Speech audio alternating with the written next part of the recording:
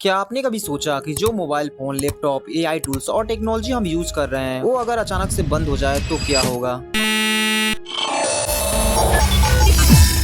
जी हाँ दोस्तों, आज हम बात करने वाले हैं माइक्रोचिप के बारे में, जिनसे ये सारी टेक्नोलॉजी चलती है और काम करती है। अब सबसे पहले ये जानते हैं ये माइक्रोचिप होता क्या है। माइक्रोचिप एक छोटा सा इलेक्ट्रॉनिक पार्ट होता है, लेकिन काम बहुत बड़ा करता है। सिंपल शब्दों में समझते हैं, माइक्रोचिप इक्वल टू दिमाग। जैसे इंसान का दिमाग सोचता है, वैसे ही माइक्रोचिप मशीन को सोचने और समझने और काम करने में मदद करता है। सोचो आपके हाथ में जो मोबाइल फोन या लैपटॉप है, उसके अंदर नैनो पार्टिकल्स का एक पूरा शहर छुपा है। ऐसा शहर जिसे हम अपनी आंखों से नहीं देख सकते, लेकिन जब हम एक माइक्रोचिप को जूम करके देखते हैं तो दिखाई देता है एक नैनो सिटी, ऊंची ऊंची इमारतें, सैकड़ों लेयर्स और लाखों किलोमीटर लंबी तारें। और इस पूरे शहर की सबसे छोटी लेकिन सबसे ताकतवर चीज होती है ट्रांजिस्टर। एक माइक्रोचिप में अरबों ट्रांजिस्टर होते हैं। यही ट्रांजिस्टर कंप्यूटर के 0 और 1 होते हैं और इलेक्ट्रॉन इन्हीं के बीच दौड़ते हैं और तब जाके आपका मोबाइल फोन या लैपटॉप काम करना शुरू करता है। नियम बहुत सिंपल है, ट्रांजिस्टर जितने छोटे, सिग्नल उतनी ही कम दूरी तय करेगा और कंप्यूटर उतना ही तेज होगा। पिछले 50 सालों तक हर 2 साल में चिप की ताकत दोगुनी होती रही है। इसे कहा गया मूर लॉ, जिसे 1965 में आइटल के को फाउंडर गार्डन मूर ने बताया था। लेकिन फिर साल 2015 के बाद सब कुछ रुक गया। ट्रांजिस्टर को और छोटा करना लगभग नामुमकिन लगने लगा। पुरानी लाइट टेक्नोलॉजी इतने छोटे पैटर्न नहीं बना पा रहे थे। साइंटिस्ट कहने लगे मूर लॉ अब खत्म हो चुका है और तभी एंट्री होती है दुनिया की सबसे हाईटेक मशीन की। इस मशीन का नाम है EUV लिथोग्राफी मशीन और इसे बनाने वाली कंपनी है